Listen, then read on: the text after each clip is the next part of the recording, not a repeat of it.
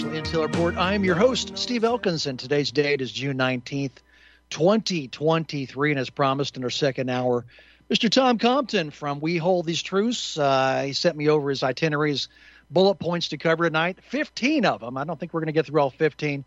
We'll definitely have to have him back at another time here. And I think we're going to have to squeeze him in for 2 hours, no doubt about it, with looking at this list here. But the title tonight is Tom's title. It's called Christian Zionism, the war-based religion. And we welcome to the mic, to National Intel Report, Mr. Tom Compton. Welcome, Tom. Well, thank you, Steve. Can you hear me okay? I hear you fine. You sound great. Oh, okay, great. It's a pleasure to be on your show and to explain what we're doing out here. We described ourselves as a few right-wing followers of Christ who rejected America's serial wars and formed We Hold These Truths back in 1996. Mm-hmm. It was founded by Chuck Carlson. And prior to our founding in 1990, just a little month before the first Gulf War on Iraq and Saddam Hussein, Chuck Carlson was a deacon at a Southern Baptist church in the Denver area. Mm-hmm. And he wrote a letter to his fellow deacons and the leaders at the church advocating not going to war, as there was really no justification for it. Well, it went on deaf ears. And fast forward a couple of years later, Chuck wrote an article for a national magazine entitled Attacking Islam. With the fall of communism in the early 90s, we needed a new enemy. And of course, that enemy became the Muslims, the Islamic world, actually. And in 1996, he formed the We Hold These Truths. This is before we really understood even the idea of Christian Zionism. We'll talk a little bit about that today. What is it? How do you tell if a person is a Christian Zionist? There are probably 40 to 70 evangelical American Christians that are influenced by it. Many of them don't even know they are one. And it's really interesting. One of the litmus tests that a friend of ours developed to ask a fellow Christian, they won't be offended, is this question: do you believe the modern state of Israel is a fulfillment of biblical prophecy? And by their response, you'll get a good idea. If they say yes, yes, yes, well, then you may not be able to even talk about the issue. If they hesitate, then they're considering it. They maybe not have even considered the issue. Traditional Christians like Catholics and so forth don't believe that. In fact, a few years ago, I was at a film showing of a film called Open Bethlehem, and done by a woman from Bethlehem, Palestine. And she, in this film, of course, it's about how Bethlehem is being surrounded by the separation wall. It's the definition of insanity, if you will. Right. I spent a month in Bethlehem, Palestine, based there in 2017. We visited a house, two-story house that had a gift shop, and the wall was around three sides of the house. I mean, that explains the insanity of what's going on there. But anyway, the Christian Zionists, probably the earliest Christian Zionists that we were aware of, the term wasn't used, was Jerry Falwell from Liberty Baptist Church in Lynchburg, Virginia. Mm-hmm. And he was such a supporter of Israel that Israel gave him, this is back in the 70s, a jet airplane. Mm-hmm. And these evangelicals eventually became known as Christian Zionists. So how are they wooed to be supportive of Israel? What was the details behind that? How did they woo him? Well, that's a great question, Steve, because it is a promoted religion. It really is not Christianity. Christian Zionism is an oxymoron. Zionism is a political belief. Judaism is a religion like Christianity, but it was promoted through the Scofield Reference Bible that was published in 1909 by Oxford Press. Interestingly enough, Oxford Press had never published an American author or a religious book, but curiously, they did. And there is solid evidence that early Zionists were involved with this. Cyrus Scofield was a scoundrel, actually. He actually abandoned his wife and 3 children, had built his mother-in-law. He said he had conversion, but he spent 4 years in Switzerland writing the Scofield Reference Bible, which what it was the King James Version, but putting in footnotes.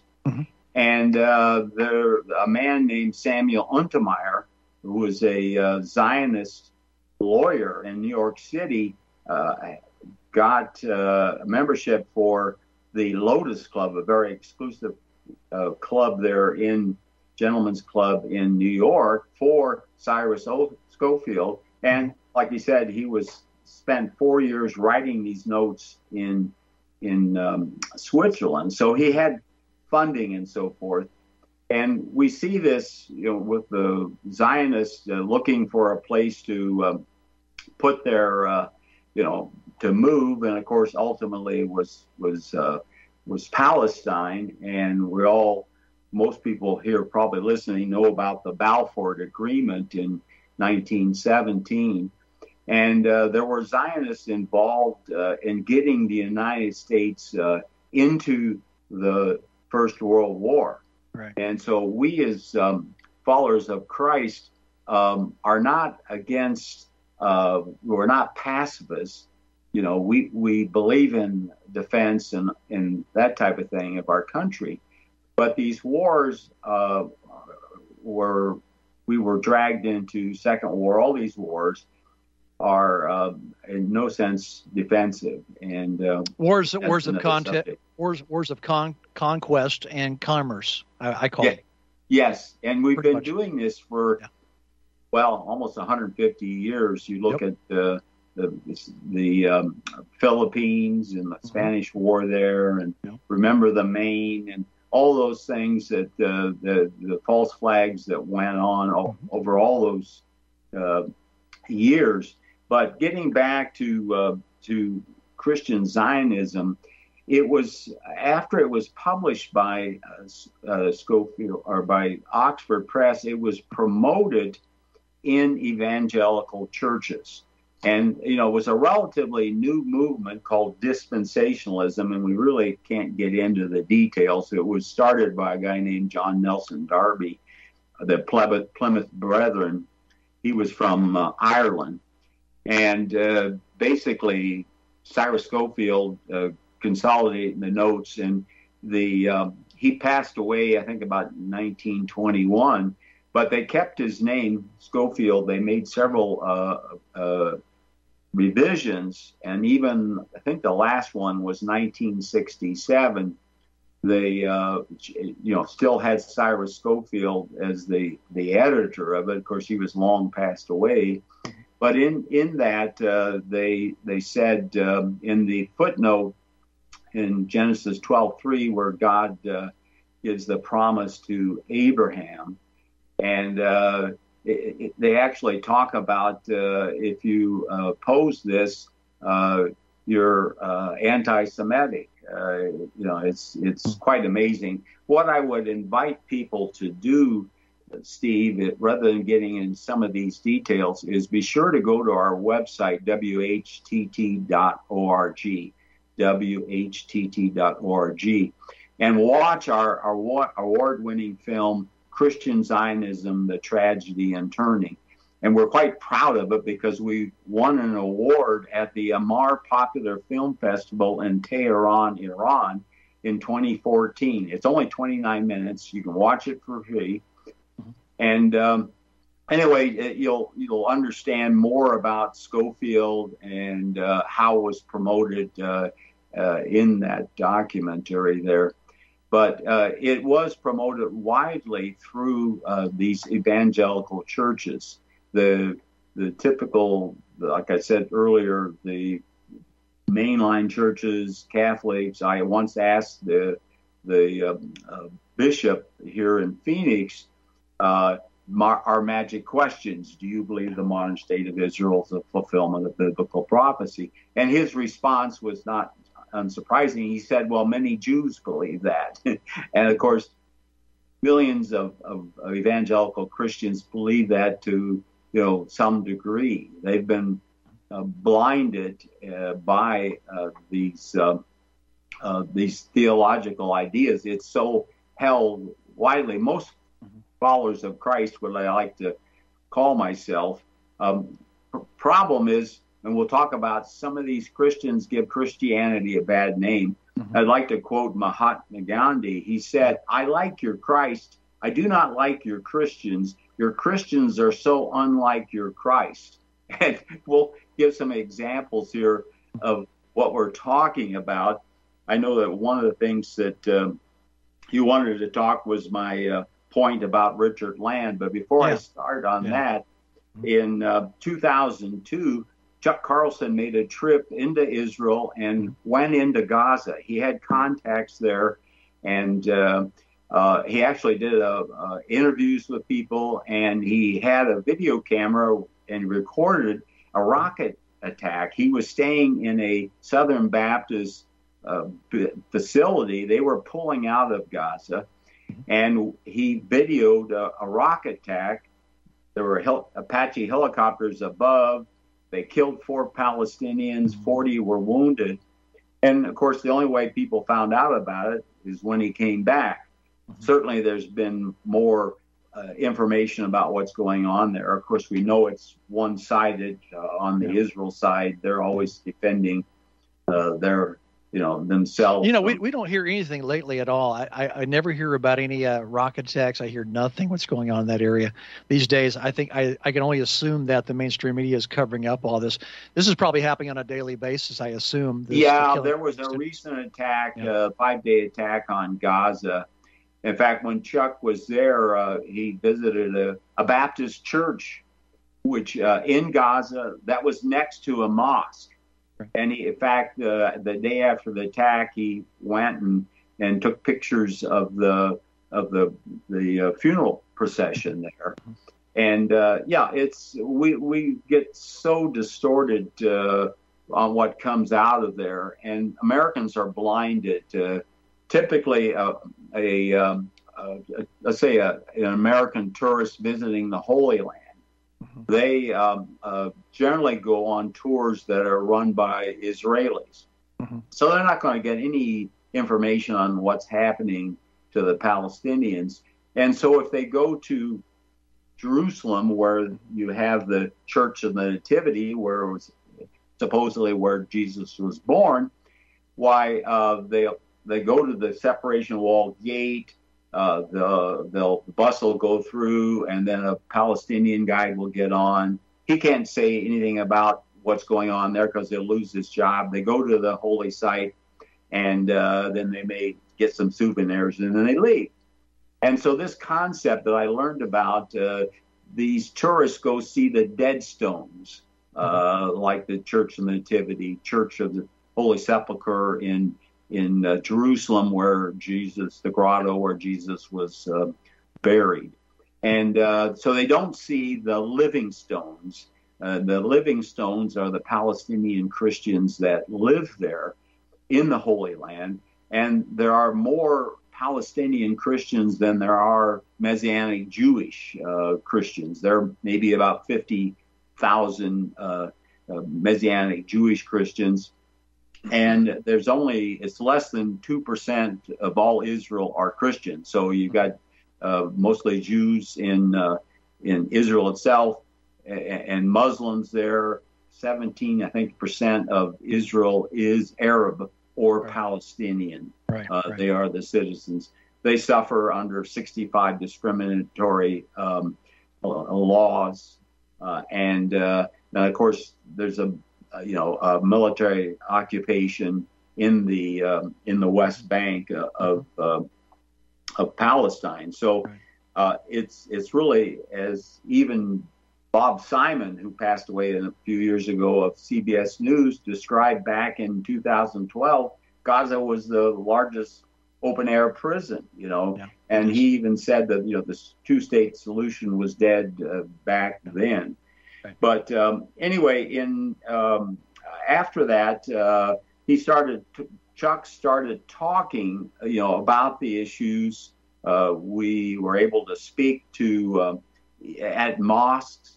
It was easier to speak to Muslims about this than our fellow Christians. Yeah, they told me that. It's quite amazing, actually. But in October of 2002, as we were getting ready to ramp up the second war against Iraq, a man named Richard Land of the Southern Baptist Ethics and Religious Liberty Commission. It was kind of like their lobbying group. They had an operation office in Washington, D.C., so they would interact with the government and Congress and what have you. But Richard Land wrote a letter that was sent to George W. Bush. And this letter was signed by some really prominent evangelical Christians. D. James Kennedy of Coral Ridge Ministries there in Florida, Chuck Colson of Prison Fellowship. He was one of the Watergate aides was put into prison. He became a follower of Jesus, became a Christian. And then Bill Bright of Campus Crusade. Well, this letter said to George Bush that going to war against Iraq would be a just war by their interpretation of the Bible. Yeah, and I was really bothered by that when I first read that on number 8 on your bullet points. I was very bothered with that. That's why I wanted to definitely address that. Amazing. It is contradictory to what Jesus taught. Whatever you may think about Jesus, he said his two main things was they asked him what you should do. First is to honor God with all your mind, heart, mind, and soul, and love your neighbor as yourself. And then, of course, in the Beatitudes, Matthew 5:9, he said, "Blessed are the peacemakers, for they shall be called the sons of God." So, doing something like this and justifying it for, using the Bible, and I can give other examples of this very thing. Tom, we're kind of moving through this list fast, so I am going to definitely take this commercial break real quick here. We'll do 2 commercial breaks, and then we'll take your calls. The guest in this hour is Mr. Tom Compton of We Hold These Truths. We're talking about the title of this topic tonight is called Christian Zionism, the War-Based Religion. And we're going down our list, getting down there pretty fast here. I got a funny feeling we might finish it, the list of 15 bullet points. So I definitely will open up some the phone lines now for some great calls. I expect some great calls from my listeners tonight, 512-248-8252. Before we go back, Tom, I got to ask you this question here. You're talking about the Christian Zionists, and I forget who you mentioned the first time. Who was the main person you spoke about earlier? Who's recognized? Cyrus Schofield. He was a pastor. In fact, his church is in Dallas. It's changed its name. It was the Schofield Memorial Church. Actually, it wasn't him. It wasn't him you're talking about. It was somebody else you mentioned, some major name. So, kind of in the same realm as Pat Robertson, which I wanted to bring up. Jerry Falwell. Jerry Falwell. There you go. Pat Robertson dying just a couple of days ago at the age of 93 here in his 700 Club. Any views on Pat Robertson and this topic we're talking about, Christian Zionism? Did they get to him? He's a good example. I want to read a quote, and I think I don't know who said this, But I thought he was great back in the early 90s and so forth. But this quote, you must always be willing to truly consider evidence that contradicts your beliefs and admit the possibility that you may be wrong. Right. Intelligence isn't knowing everything. It's the ability to challenge everything you know. And so, he was quite entertaining, and I didn't understand. I didn't even think about the Palestinians. I looked at Israel as the Marxist state in the Middle East, and so never gave a thought about that. I wanted to, before we take a call, just we were talking about the land letter. What did we do? Chuck Carlson started our first vigil in November of 2002 at the First Southern Baptist Church of Scottsdale. And we held up signs like "Choose Life, Not War." And one of the things that evangelical Christians will say, they're pro-life. They're against abortion. Right. But unfortunately, they support these serial wars, particularly, to protect Israel. And it's quite amazing. Well, anyway. So, Tom, let me stop you real quick here. Is it the 501c3 that's keeping these churches in line with promoting and being supportive of Israel? Is it the 501c3 and this government's love for Israel? To an extent, but it's a deep religious belief. I mean, some people, I think, I'm not sure if they believe otherwise, that other than if Israel's the fulfillment of biblical prophecy, they're going to lose their salvation or something like that. Jesus was the fulfillment. There was an imperfect sacrificial system in Israel. He became the ultimate sacrifice. You've got even American Christians that have been trying to develop a perfect red heifer. You've got Orthodox Jews in Israel that want to build the third temple and start the there and so forth. I mean, that's the kind of craziness that's going on. Right. A lot of people aren't, aware of all these deals. It's very subtle. I go to a non-denominational church, but there is an undertow of Christian Zionism. You won't hear it from the pulpit type of thing, but I know it's there, and I can give you examples. But it's very, very subtle, and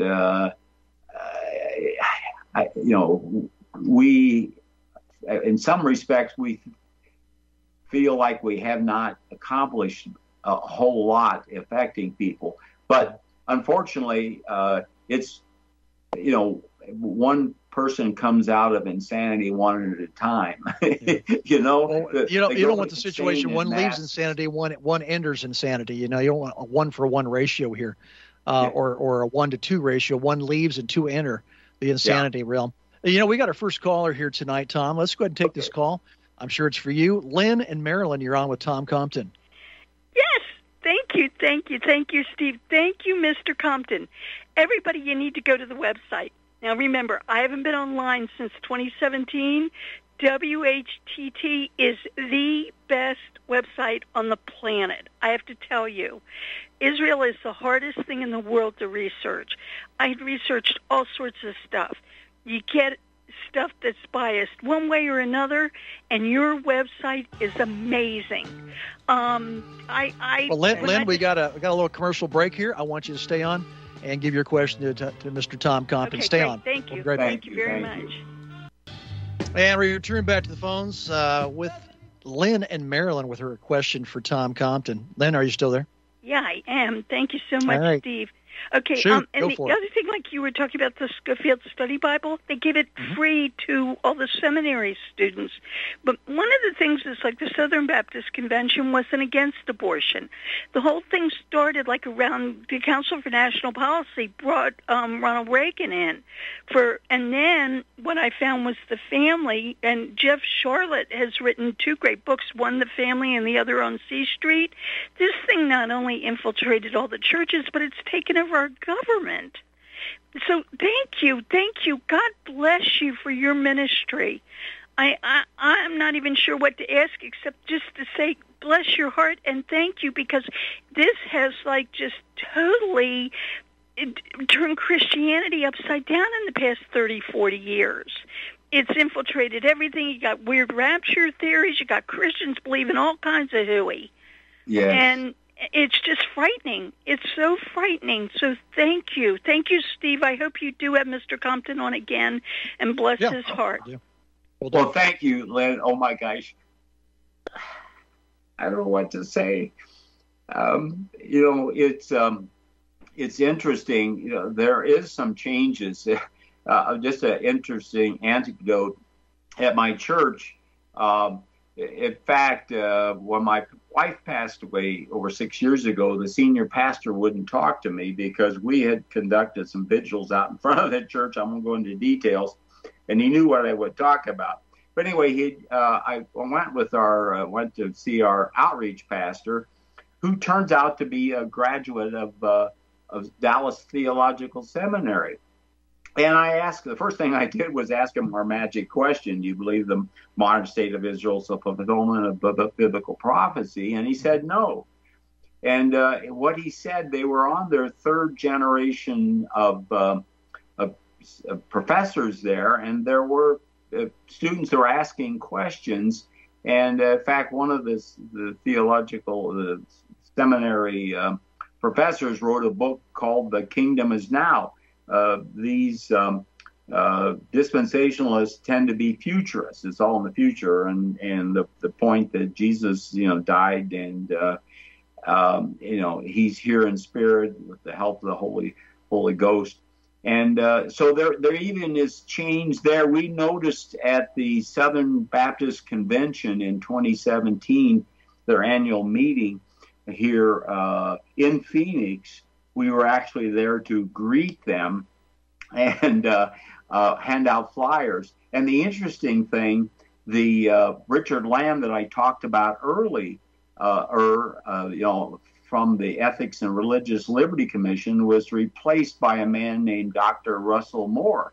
And the ironic thing, I think it was divine providence, he gave a sermon at the very same Southern Baptist Church in Scottsdale where we had been 14 and a half years before. I went to hear him. I introduced myself to him. I gave him our video and our 2 flyers. And I asked him if he believed in divine providence. And I said, well, we were here because of the land letter 14 and a half years before. I didn't have to explain to him what the land letter was there. And he actually was getting flack back in 2016 when Donald Trump was running. I guess you'd call him a liberal, but he was telling his fellow Southern Baptists that we should be focusing on Jesus, not. And I guess he made some remarks against Trump. And anyway, so there's a little bit of a change, and we found interacting with people. We handed out probably over 350 of our flyers. That they were not uniform in their belief. We would ask that magic question and about the state of Israel. So there is some hope that people are waking up, but it's a very, very slow process. Well, thank you. You helped wake people up. Like when Donald Trump got in office, I'd make phone calls at least every other day. And then one morning I woke up and I heard Ann Nelson speaking about her book, Shadow Network. And I was like, thank you, God, answer to prayer. And then I found Kathleen Stewart's book, The Power Worshippers. And, people need to know this because the churches have been taken over, absolutely taken over. You got the 24-hour prayer group. You got all of these people down there influencing Congress and in the White House. It is frightening. And the whole thing with the family is the National Prayer Breakfast, and that's been going on for decades. And it's about bringing these dictators in and influencing them. Yeah. So bless your heart. Let me add something to the conversation here. Great question, by the way. We got a problem. We're bringing people to the light, showing them the truth. Tom's doing a great job, but we do have one problem. We, if you remember, right, we've seen it plenty of times before. Every 4 years, we see presidential candidates go to Israel. What for? Well, because Israel evidently has a hand in our politics, and they decide who becomes president of the United States for what they can give Israel back once they get in. Our dual citizenship politicians, oh my God, what a problem there. It's not illegal to have so, but their loyalty going to Israel, not the United States of America. So we're bringing people to the light. But we have our Congress, who's bought off, many of them, like I said, dual citizenship, bought off by the Israeli government, and the presidents all doing the bidding of Israel through U.S. politics. I don't, that's the part we got to figure out how to break those ties between our government. I called my senator last week because he actually is trying to get President Biden to get the FBI to investigate Shireen having her head hit in the back of the head by the sniper.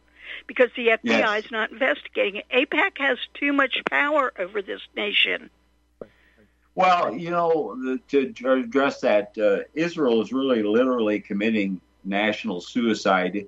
In 1999, we republished a book that was originally published in 1990 under the title Holocaust II, Saving Israel from Suicide. We republished it under the title One Nation Under Israel, making it more sensational. It was written by a corporate lawyer for the publishing industry. He self-published it. It basically was ignored. And anyway, mostly Jewish sources in there, and including information about AIPAC and all this stuff. And it's actually looking like what Israel is doing, particularly now with this right-wing government there. They're 40,000 new settlers. They're going to build more settlements. And, of course, they do that by stealing land from the Palestinians. They're guarded by the Israeli IDF, their internal police. And you look at what happened with the COVID narrative. I mean, Netanyahu made a deal with Pfizer, and there's repercussions. They have a very they can monitor their health, results and so forth. So they became a giant experiment for the COVID. And of course, fortunately, the Palestinians were discriminated against and didn't get the amount. So they're really on a track of national suicide with their continued policies against the Palestinians. So, I don't know. There's no magic answer. It's just, getting people aware. I challenge my Christian friends all the time. I ask my question. I have, if you want to understand Christian Zionism, I'm asking people, when you go to our website, WHTT, type in the search engine, Linda Compton. This was my wife. And we did a tribute to her. And she was amazing, because this is how powerful this theology is. There's a woman by the name of Kay Arthur. She has a thing called Precepts Ministries. It's taught in evangelical churches and even mainline churches. And she's quite good. But the fact is, she's a dyed-in-the-wool Christian Zionist. And you'll hear what she says in this tribute to my wife, Linda Compton. And my wife conducted 50 of her Bible studies at women's Bible studies at our church several years before she passed away. She was very sympathetic what we were doing, because she had a heart for what was going on. She told me she would no longer teach these Precepts Ministries. And it's like rat poison. 99% of it was really good, but that 1% with that Christian Zionism theology is very poisonous. So she did something I think was miraculous, that she had the strength and conviction to start making her own Bible studies for women. So, I mean, that's how deep this is in evangelical Christians. Most of them don't even know they're a Christian Zionist. And there's a spectrum of belief. You've got, at the extreme end, guys like John Hagee, who came out and prayed for the war before it started in March of 2003 to protect Israel. That's what it's all about. So one of our signs, of course, is no more wars for Israel. That's right. Surprise, and surprise. if you don't go along with it, you're demonized, and it's like a cult. Yeah. I promote your website all the time, and I am so sorry for the loss of your wife, Tom. Yeah. Thank you. Thank you. Thank you, Len, for your question. We got to move on here. Get another call in the loop here. Appreciate the call. Well, let me give you another example of these Christian leaders. I was in a Bible study, a Sunday school, rather, at our church, and it was headed by a man named Dr. Wayne Grudem. He's written a book on systematic theology, and he wrote a book, Politics According to the Bible. Right. And we were in his class for a year and a half. Our last class we went to was in December of 2010. And he was going through chapters of his book, and he came to national defense. Well, he proceeded to tell us that the wars in Afghanistan and Iraq were just wars by his interpretation of the Bible. Right. He's also where in the Bible? Where in the Bible did he cite that it was okay by the Bible? Where? Well, because we have the moral imperative to be the policeman of the world. I mean, he said that. He even castigated, Congressman Ron Paul, who was against all these interventions. So he, that was. I asked a question, and that was the last time. So you've got this blindness. How can anybody who says that they're a follower of Jesus Christ come up with something like that? Well, I mean, it's crazy. I mean, another example is a fellow I like. He's a preacher. His name is Greg Boyd, Woodland Hills Church in St. Paul, Minnesota. Don't always agree with him, but he's a thinking man's pastor. Yeah. Right. In 2004, he did a series called The Cross and the Sword. Right. And he had 5,000 people in his congregation. That's a fairly liberal area up there, and you'd say they were probably more peaceniks. But the thesis was that, the state wields the sword. We're under the civil authority of the state, but followers of Christ are under his authority. But what's happened is so many, particularly evangelicals, have welded the cross to the sword. So they look to support these wars, and in effect, nationalism/patriotism becomes a religion that overshadows Christianity. Love your neighbor as yourself. Blessed are the peacemakers. He lost 1,000. He lost 20% of his congregation because they couldn't take the message that people have welded the cross to the sword and support these wars. Well, Tom, our Pat in Texas has returned. And we have another one after that. So we're going to kind of keep, Pat, we're going to keep it kind of short here on your question, but you're on with Tom Compton. What's your question? My question is, I think that God has blinded Israel's eyes. And I think Israel is in real trouble now because they've crossed the line of God. They're actually producing embryos for some kind of research. So nobody is above the judgment of God. But I do believe that, yes, everybody who's ever come against Israel paid dearly. George Bush, when he made them give up Gaza Strip, it was in 5 days that Katrina leveled New Orleans, more or less, and drowned it, rather. And I said, well, why are they tearing down their houses, Israel, before they leave Gaza? And now I know, because they use their houses to fight Israel with. They use them. They put kids in there and say, "Oh, you can't hit these kids," and then they lob bombs at them from the houses.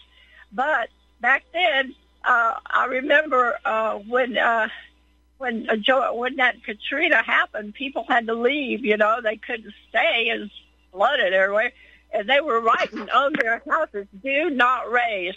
Code enforcement, they'll do that while you're gone. Well, and I would like over the years, even John Stadtmiller, he said, "I love Jews, orange Jews, grape Jews." That's all I remember him saying the last thing. Well, Gaza is inside Israel, and anybody that's occupied can resist. And of course, it's always one way. You look at the last major one in 2014 against Gaza, the Operation Protective Edge, where over 2,000 Palestinians were killed, 500 children were killed. And so, these incidences are perpetrated. Certainly, there's homemade rockets that come out of Gaza are basically figurative. And so, it's Gaza. Israel is committing national suicide with their policy. And yes, God prevails in all things. And so, they can go on their merry way, and only time will tell what will happen there. Pat, got to move on here. We got other callers. Appreciate your call always. We're going to go back to the phones and get our last call probably in. Sherry in Kansas, you're on with Tom Compton. Hello, gentlemen. I think you'd both be interested in this. Last Friday night when Mike Gaddy did the this show, he and Blackbird 9, who does a show on Saturday also, they showed how the PNAC document was actually a strategy for implementing the Odin-Yanon plan. Yes. It came out in 80 or 82, and they take it clear. Mike showed how he found stuff that showed how Reagan was the one that, implemented this, which that's when the Odin-Yanon plan came out, is in the early 80s. And I think you'd both be interested in that show. So, thank you. I mean, the Project for a New American Century obviously, was looking for, as they said, a new 911. Yep. And of course, I'm sure you've covered the 911 issue quite well. That it was not a bunch of terrorists from Saudi Arabia or whatever. No, box cutters. No. So, but he shows how they both these guys used to work for the intelligence agencies here. Yeah. So I think you'd really enjoy that, Tom, and Steve. I think you would too. So that's all I had. All right, appreciate that, Sherry. Give you a heads up on that. Bye. Thank you. Appreciate that. Yeah, I'm surprised we haven't actually got into that, the Project for New American Century, the PNAC document, our blueprint to get us to the Middle East, filled with lies and fear and weapons of mass destruction and yellow cake and everything else too. Pretty amazing. Mike Rivero says this quite often, and I have to agree with it. We are the most lied to people on the planet. We're the most taxed people on the planet. Yeah. But again, I mentioned earlier with Lynn, our problem is with politicians and that dual citizenship and the presidents that are handpicked by Israel to become presidents of what they can give Israel later on once they're in office. And I think pretty much any politician who doesn't go along with the Israeli agenda, the Zionist agenda, I could assume the NSA digs up some dirt on them, blackmails them, forces them out through some kind of scandal. And presidents who don't fall in line turn out to be JFK'd, I guess. Yeah, well, I mean, to that end, I think of Cynthia McKinney, who was a congressman from Georgia. And she actually, after the 2008-9 Operation Cast Lead, the first major attack on Gaza, went on a flotilla where they took aid in there. And she lost in the primary because it was she's a Democrat area. And that was one of the things that AIPAC does. They'll if you cross their, paths, they will, fund the opposition. And so your history, I mean, it's happened to Paul Finley, for example, who wrote a book about, that he was a liberal Republican from Illinois. So, yeah, there's the power there that you don't cross that line. And so you see at AIPAC, their annual convention, all these politicians from, like in 2019, Mike Pence, who's a Christian Zionist. Mike Pompeo was there. They're bowing before Israel. You saw what Donald Trump. There's good indication that he was helped by Zionists to get elected. And you look, moving the embassy to Jerusalem. All the things that he did to support Israel. So, yeah, it's this same old, I guess. Yeah. I wish we had a little more time to talk about that issue, that last statement you made about the Israelis helping Donald Trump, because they seem to turn their back on him later on. I'm not sure what changed between Donald Trump and Israel, but Donald Trump gave him pretty much everything they wanted. Here, you have the holy city, yes. You want it, we give it to you. $30 billion, you want it, we'll give it to you, no problems. He gave them everything they wanted, then suddenly they turned on them. I don't know why. Is it a collaboration between Israel and the deep state, the administrative state? I'm not sure what happened there. It's something I'd love to dig into that next time we talk. Or maybe because they offended their normal base, the Democrats. So maybe they're trying to win favor for the Democrats. I don't know. It is a question. It's politics for sure. And they're very good strategists. The Zionists are.